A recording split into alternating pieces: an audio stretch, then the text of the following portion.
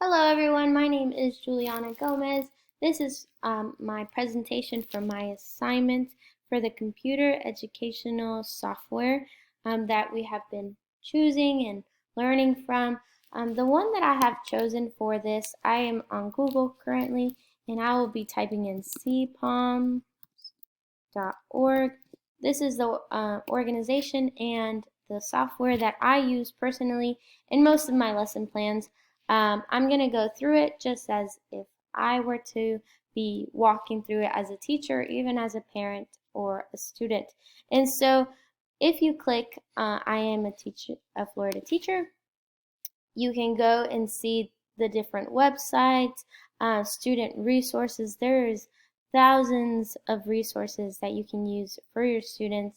They're also classified by grade level.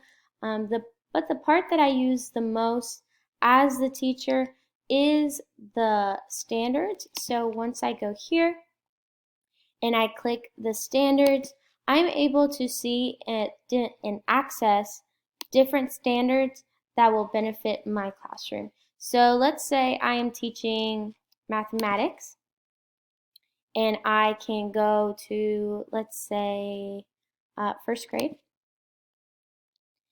I can choose any of these that apply to the standard that I'm looking for. So let's say I am teaching fractions and the different parts of fractions. And so it gives me some standards that I can implement for my classroom. Let's click this one. And it goes right through it. This is the subject matter, what grade level, the standard is of fractions, and then this is going to be my benchmark of what I will be trying to achieve in my classroom, the language that is appropriate for this grade level. On the side here, you will be able to see some different types of resources that they provide for you as well. And if you do have your certificate, as a Florida teacher, you're able to access some games for the students as well.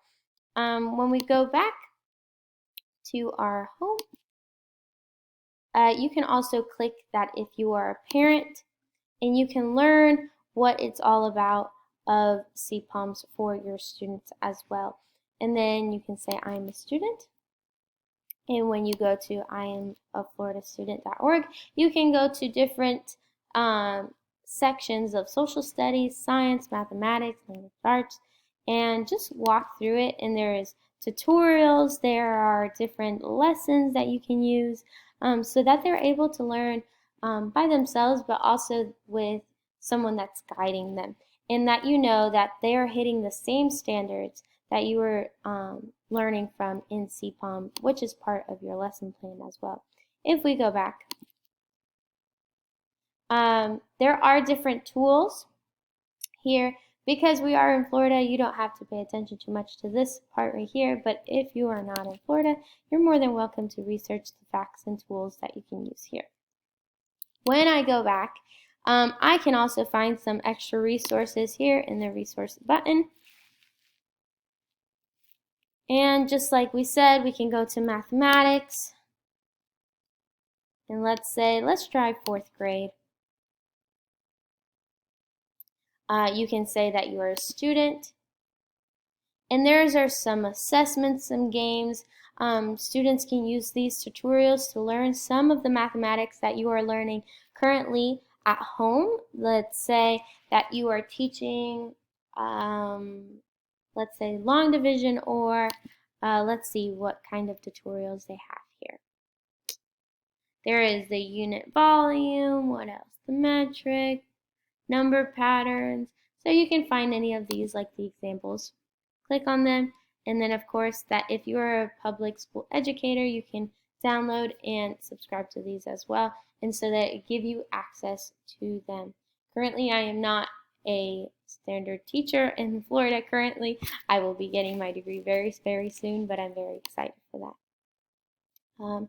But this is an awesome place to find resources. Currently, for my own classes that I teach, I'm able to learn and use the different types of standards in my lesson plans and that I have a benchmark that I'm hitting constantly. So the ones that I use the most personally are the standards and the checkpoints that I'm able to use for my current students.